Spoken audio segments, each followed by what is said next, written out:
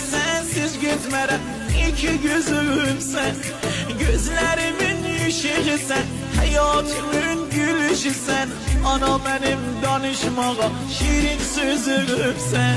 Gülmeyimin behanesi, nəğmələrin təranəsi, dərdimə dərmanım ana, mən sənə qurban.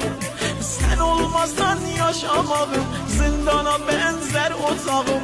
Ey başımın tacı ana, ben sana kurban.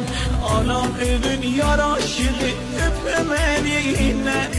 Gecelerin ay ışığı tutur elimden. Anam övün yaraşığı, öpmeliğine. Gecelerin ay ışığı tutur elimden.